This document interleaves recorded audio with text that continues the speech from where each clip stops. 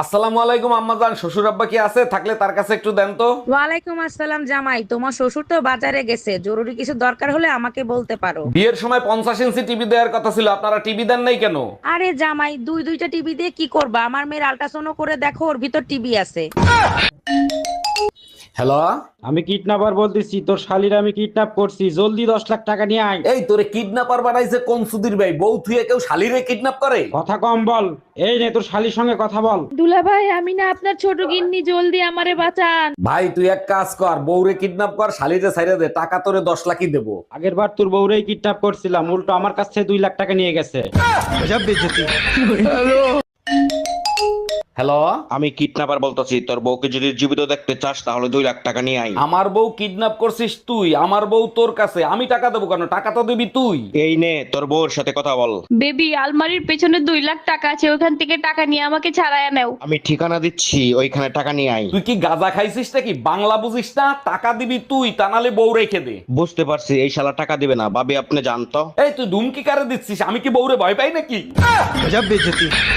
টাকা পয়সা সোনা দানা যা আছে বের কর, নইলে তোর বউরে মাইরিয়ে ফেলাবো। ভাই আমার কথা শোনেন। প্লিজ ভাই, আগে উনার কথাটা শোনেন, তারপরে আপনি যা খুশি তাই করেন। ভাই আপনি যা চান তাই দেবো, ওরে আপনি তাড়াতাড়ি ছেড়ে দেন। বউয়ের জন্য এত ভালোবাসা জীবনে কোনোদিন দেখি নাই। আরে কিসের ভালোবাসা? যে কোনো সময় বউ চলে আসতে পারে, ও তো পাশের বাড়ির ভাবি।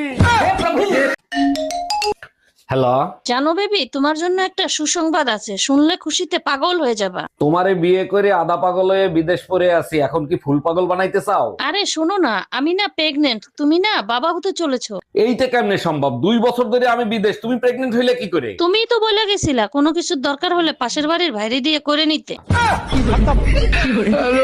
জানো শিলা, পাশের বাসার ভাবি মনে হয় আমার প্রেমে পড়ে গেছে। তাই নাকি? তা তুমি কি করে বুঝলা যে তোমার প্রেমে পড়ে গেছে? কারণ সে যখনই আমাকে দেখে দেখে মুসকি মুসকি আসে। আরে তার জন্য না, উনার ঘরে একটা বান্দরের ছবি আছে, সেই ছবির সাথে তোমার মিল আছে। দেখছো বাহার ভাই বউরে কত ভালোবাসে, বউ মরার পরেও কবরে গিয়ে প্রতিদিন বাতাস করে। বাহার তো দিনে একবার বাতাস করে, তুমি বললে 2বার বাতাস করব। বলো কি, তাই নাকি? তুমি আমারে এত ভালোবাসো? আরে না, কবর না শুকলে তো দ্বিতীয় বিয়ে করা যায় না।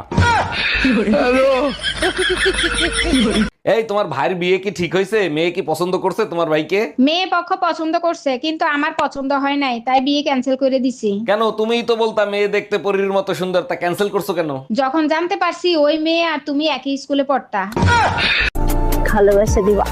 হ্যাঁ, তোমার আমি ভালোবাসা দেই আর তুমি আমারে বাস দাও ছড়াইতে। বলো বউ জিন্দাবাদ। বউ জিন্দাবাদ। এবার বলো শ্বশুর শাশুড়ি জিন্দাবাদ। শ্বশুর শাশুড়ি জিন্দাবাদ। আশেপাশের ভাবিরা মুর্দাবাদ। খবরদার, তুমি জিন্দাবাদ তাতে আমার সমস্যা নাই, তোমার বাবা মা জিন্দাবাদ তাতে আমার সমস্যা নাই, আশপাশের ভাবিরা জিন্দাবাদ ছিল, জিন্দাবাদ আছে, জিন্দাবাদ থাকবে। আজকে প্রমাণিত হইলো তোমার বংশটাই হলো পাগলের বংশ। একটা বাজে কথা বলবা না। কিভাবে প্রমাণিত হইলো আমরা পাগলের বংশ?